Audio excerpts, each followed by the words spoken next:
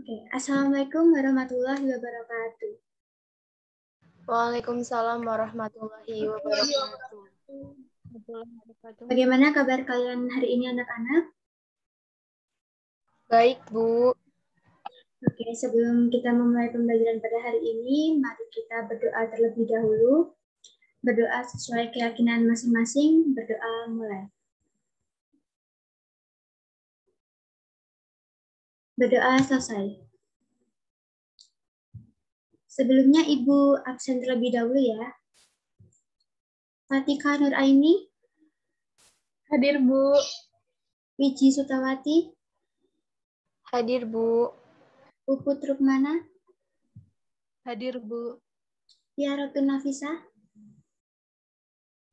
Hadir, Bu. Wahyu Hidayanti.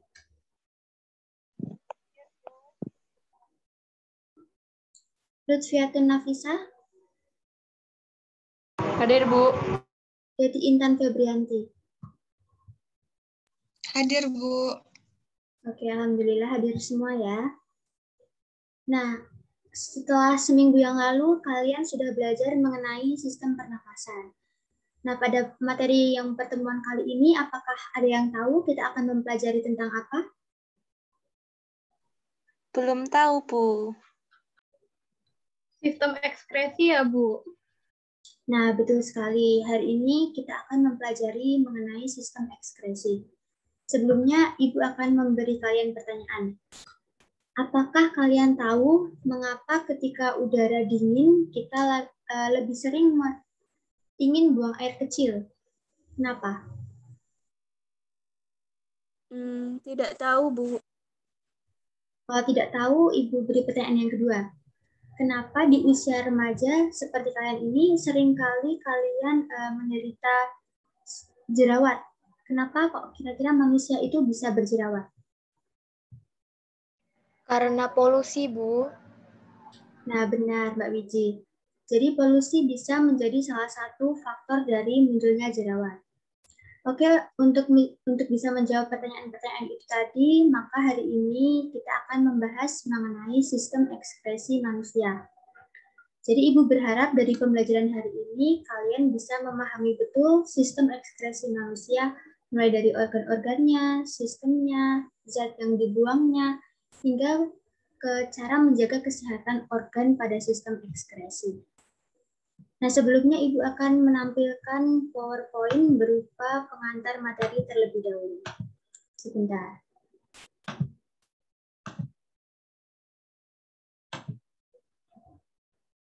Sudah bisa dilihat ya, anak-anak? Sudah, Bu. Sudah, Bu. Oke, jadi sistem ekskresi manusia itu bisa diartikan sebagai sistem pembuangan zat-zat sisa metabolisme yang sudah tidak berguna lagi dan berbahaya apabila tetap disimpan di dalam tubuh. Nah, fungsinya apa? Fungsinya supaya zat produk metabolisme dalam tubuh itu tidak terjadi penimbunan. Kemudian sel-sel tubuh terhindar dari zat-zat yang bersifat racun, menjaga keseimbangan cairan tubuh, serta membantu mempertahankan suhu tubuh. Nah, di sini alat ekskresi yang akan kita bahas ada 4, yaitu ini, apa ada yang tahu? Nah, sebelah kiri? Fatika mungkin tahu? Ginjal, Bu. Ya, betul. Yang kiri ini adalah ginjal. Kemudian yang kedua adalah kulit. Yang ketiga paru-paru. Dan yang keempat adalah hati. Nah, ginjal ini dalam proses ekskresi dia menghasilkan urin, kemudian kulit menghasilkan keringat, paru-paru menghasilkan CO2 dan H2O, serta hati menghasilkan zat warna empedu. Langsung kita masuk ke dalam ginjal. Nah, ginjal itu seperti ini ya, anak-anak, organ-organnya. Fungsinya dia apa? Fungsinya dia itu mengeluarkan zat sisa organik dan racun dari tubuh. Jadi dia ginjal ini fungsinya adalah menyaring darah dari metabolisme tubuh manusia. Kemudian bagian-bagiannya seperti ini, bisa kalian lihat. Nah, ini proses terbentuknya urin. Jadi ginjal tadi menyaring darah, sehingga menghasilkan produk akhir berupa urin. Nah, urin itu dari 3 tahap. Yang pertama adalah tahap penyaringan, yang kedua tahap penyerapan kembali, serta yang terakhir adalah tahap sekresi tubulus. Nah, ini akan menghasilkan urin yang sesungguhnya. Langsung kita masuk ke dalam gangguan ginjal. Nah, jadi organ ginjal itu memiliki beberapa gangguan ya. Yang paling terkenal adalah batu ginjal. Batu ginjal ini merupakan penyakit yang merupakan pengendapan garam kalsium pada rongga ginjal atau kantong kemih. Penyebabnya bisa berupa kelainan metabolisme, sering menahan buang air kecil, dan kurang minum. Lalu kita langsung ke hati. Hati ini berbeda dengan ginjal. Kalau tadi ginjal menghasilkan urin, kalau hati itu menghasilkan zat warna empedu, yaitu bilirubin dan biliverdin. Nah, hati ini juga menyaring racun di dalam tubuh. Dan penyakit yang sering menjumpai di hati itu adalah liver. Penyakit ini disebabkan oleh infeksi virus, amoeba, cacing, plasmodium, dan toksoplasma. Lanjut langsung ke paru-paru. Kalian sudah dijelaskan kan pada minggu lalu pada sistem pernafasan mengenai paru-paru. Nah, paru-paru ini nggak hanya di sistem pernafasan saja, tapi di sistem ekskresi juga. Nah, kenapa kok paru-paru masuk ke sistem ekskresi? Karena paru-paru itu mengeluarkan CO2 atau karbon dioksida dan uap air atau H2O. Karena kalau kita bernafas itu kan kita mengeluarkan gas oksigen dan karbon dioksida. Dan penyakit yang dialami oleh paru-paru ada beberapa banyak ya, kayak minggu kemarin yang sudah kita bahas, ada emfisema, kanker paru-paru, TBC, dan asma. Dan yang terakhir, organ ekskresi yang terakhir yaitu kulit.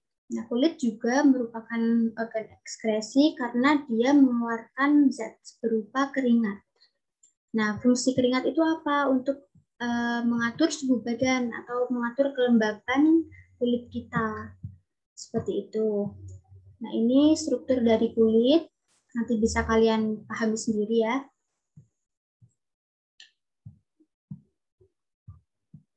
Nah, oke. Sekarang kalian kan sudah saya berikan sedikit materi tadi. Karena ini sudah siang, takutnya kalian ngantuk. Nah, sekarang Ibu akan memberikan ice breaking untuk kalian. Coba sekarang kalian nyalakan kameranya semua ya. Nah, kalian lihat. Sekarang Ibu beri instruksi ya. Jadi nanti misalkan Ibu bilang mata, kalian pegang mata. Kalau Ibu bilang hidung, kalian pegang hidung. Dan begitu seterusnya ya. Harus cepat. Begitu Ibu bilang, kalian langsung harus memegangnya gitu ya. Oke, kita coba dulu. Ibu minta kalian untuk pegang mata. Hayo Mbak Deti. Ibu minta kalian pegang hidung. Hayo. Hayo Mbak Lutfiatun Nafisa. Ibu minta pegang mulut. Oke, pinter semua. Satu kali lagi, Ibu minta kalian pegang pipi. Oke, ternyata masih pada seger ya. Kalau masih pada seger, sekiranya bisa dilanjutkan dengan materi.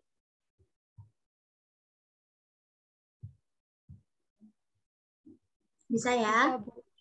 Oke, kalau bisa. Nah, ini sekarang Ibu akan langsung bagikan kalian lembar kerja ya. Sebentar.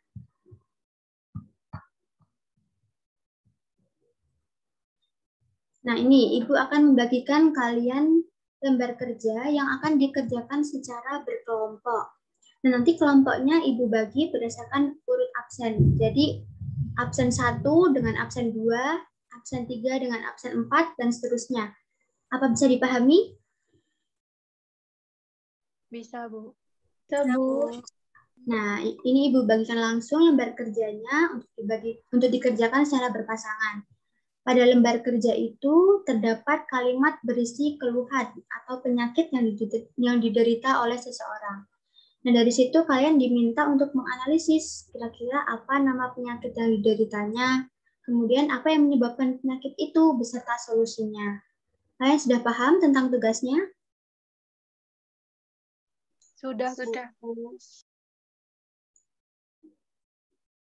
Oke, nanti kalian bisa mencari referensi jawabannya atau referensi materinya dari berbagai sumber ya.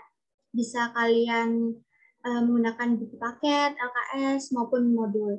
Untuk waktu mengerjakannya 30 menit, Ibu rasa sudah cukup jelas ya. Sekarang kalian boleh langsung berdiskusi dan mengerjakan lembar kerja yang Ibu berikan.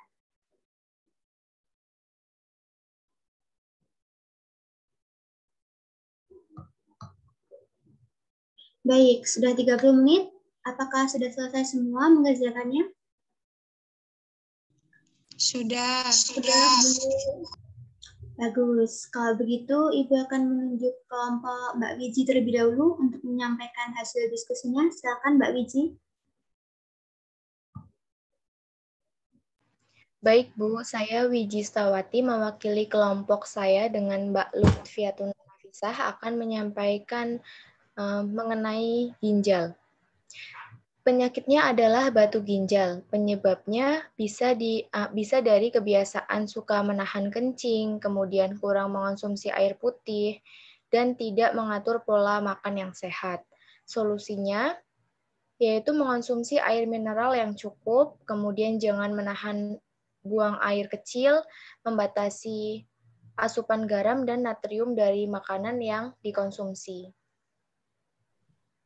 Baik, beri tepuk tangan dulu untuk kelompoknya Mbak Wiji.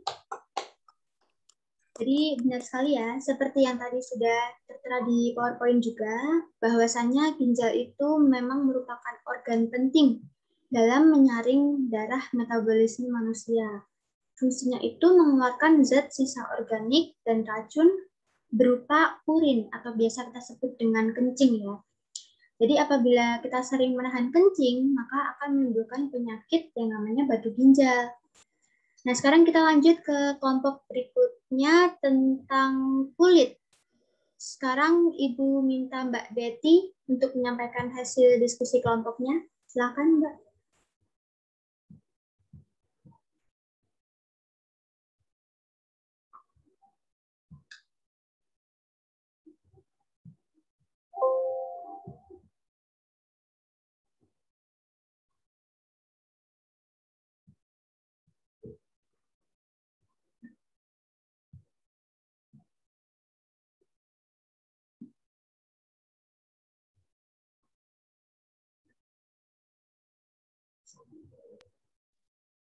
Saya Deti Intan Febrianti, mewakili dari kelompok kami, ingin menyampaikan diskusi tentang kulit, yaitu di mana penyakit yang dialami yaitu jerawat, penyebabnya adalah wajah akan terpapar polusi, lalu kosmetik yang belum terhapus secara sempurna, atau menggunakan masker yang tidak diganti selama berjam-jam.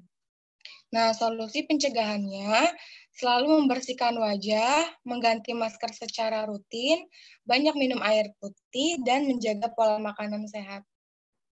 Oke, betul sekali ya. Hebat kelompok dari Mbak Deti. Jadi, kulit itu merupakan organ sistem ekskresi yang di dalamnya memiliki salah satu kelenjar. Yang namanya itu kelenjar keringat. Seperti tadi ya yang sudah ada di PPT, kalau kelenjar keringat itu berfungsi untuk mengeluarkan keringat atau minyak dari dalam tubuh yang sebenarnya berfungsi untuk melindungi kulit kita sendiri dan melembabkan kulit supaya tidak kering. Namun jika kondisi luar kulit kita itu kotor, mungkin pori-porinya tersumbat dari debu, polusi, tersumbat kosmetik, atau karena masker yang jarang diganti, maka keringat tadi akan bertumpuk di sini di pori-pori kita. Jadi pori-pori itu sudah tersumbat, kemudian keringatnya menumpuk. Nah, akhirnya itu tadi akan menimbulkan yang namanya jerawat. Oke, sekarang langsung lanjut ke kelompok berikutnya. Ibu coba pilih kelompoknya Mbak Wahyu. Silakan Mbak Wahyu. Baik, Bu. Jadi saya Wahyu Dayanti dengan Mbak Puput akan menyampaikan tentang hati. Penyakit yang diderita yaitu penyakit kuning.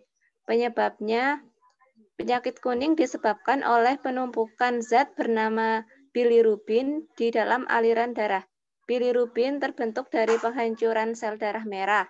Solusi pencegahan untuk orang dewasa, penyakit-penyakit yang disebabkan oleh infeksi juga dapat dicegah dengan vaksinasi dan dengan memodifikasi gaya hidup agar memiliki gaya hidup yang bersih dan sehat. Gaya hidup perlu diatur dari pola makan, kebiasaan, berolahraga teratur, tidak merokok, menghindari narkoba.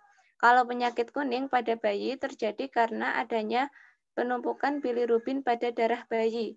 Bilirubin sendiri merupakan zat kuning yang dihasilkan dari proses penghancuran sel darah merah secara alami. Kondisi ini sering menyerang bayi baru lahir karena fungsi hatinya belum berfungsi secara maksimal. Sehingga untuk mencegah penyakit kuning pada bayi bisa dengan mencukupi nutrisi pada bayi terutama dengan ASI supaya perkembangan organnya optimal. Oke, betul sekali hasil diskusi dari kelompoknya Mbak Wahyu. Jadi penyakit kuning itu memang bisa diderita oleh siapa saja, termasuk bayi yang baru lahir. Karena yang bayi baru lahir itu sudah kita ketahui bahwa organ-organnya itu belum berkembang secara sempurna ya. Jadi penyakit kuning itu terbentuk dari kelainan kinerja organ hati tersebut, menyebabkan bilirubin atau sel warna kuningnya itu menumpuk, sehingga kulit-kulit tubuh penderitanya itu menjadi berwarna kekuningan. Kemudian kuku-kukunya juga, lalu mata itu juga menjadi berwarna kuning. Kemudian yang terakhir yang belum adalah organ paru-paru. Silakan yang maju kelompoknya Mbak Fatika. Silakan Mbak Fatika. Ya, Bu. Saya Fatika Nuraini mewakili kelompok saya bersama Anissa menyampaikan penyakit tentang paru-paru. Penyakit yang diderita pada paru-paru yaitu asma. Nah, asma ini dapat disebabkan oleh debu, asap rokok, bulu binatang, udara dingin, aktivitas fisik, infeksi virus, atau bahkan terpapar oleh zat kimia. Kondisi ini ketika saluran udara meradang, sempit, dan membengkak, dan menghasilkan lendir berlebih, sehingga menyulitkan bernapas. Solusi pencegahannya yaitu menghindari asap rokok dan udara yang tercemar, rajin berolahraga, dan juga melatih ritme dari pernapasan. Oke, ternyata sudah pada pintar semua ya. Yuk tepuk tangan dulu buat kita semua.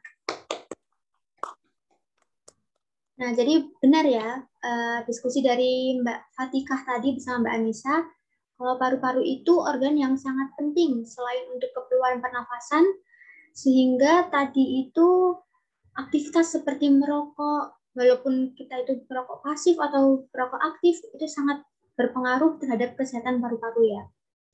Kemudian cara mencegahnya tadi olahraga secara teratur, banyak menghirup udara segar, kemudian tadi melatih ritme pernafasan, itu sangat betul sekali. Nah, sejauh ini hasil diskusi dari kalian semua sudah sangat tepat. Tadi juga sudah Ibu tegaskan lagi untuk masing-masing penyakit. Sampai saat ini, apakah ada yang masih bingung? Tidak, Bu. Tidak, Bu. Oke, kalau sudah jelas, mungkin cukup ya materi untuk pertemuan hari ini.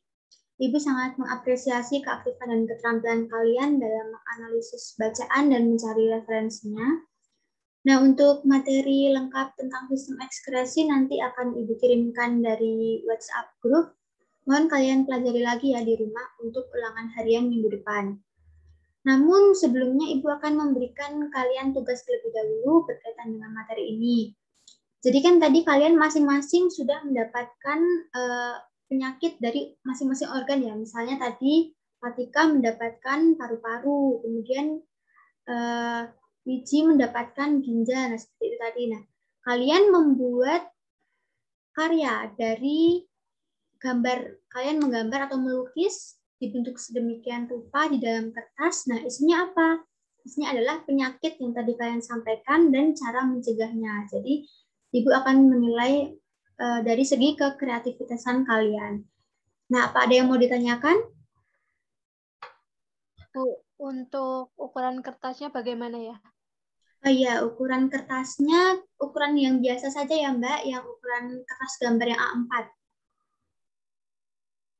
Baik, Kemudian kemudian dikumpulkan kapan ya, Bu? Kok pengumpulannya dikumpulkan minggu depan ya. Jadi minggu depan kalian mengumpulkan karya ini dan langsung ulangan harian tentang sistem ekskresi ya. Apakah ada yang masih mau ditanyakan? Oke, kalau udah nggak ada yang mau ditanyakan, silakan Mbak Deti untuk memimpin berdoa sebelum kita mengakhiri pembelajaran. Sebelum mengakhiri pelajaran hari ini, alangkah baiknya kita berdoa terlebih dahulu. Berdoa dimulai. Selesai, Bu. Baik, terima kasih atas partisipasi kalian dan keaktifannya hari ini. Tetap semangat dan menjaga kesehatan ya. Kemudian jangan lupa untuk mempersiapkan tadi tugas dan ulangan harian untuk minggu depan. Nah, sekarang pembelajaran Ibu tutup sampai di sini saja. Apabila banyak kekurangan, Ibu mohon maaf. Wassalamualaikum warahmatullahi wabarakatuh.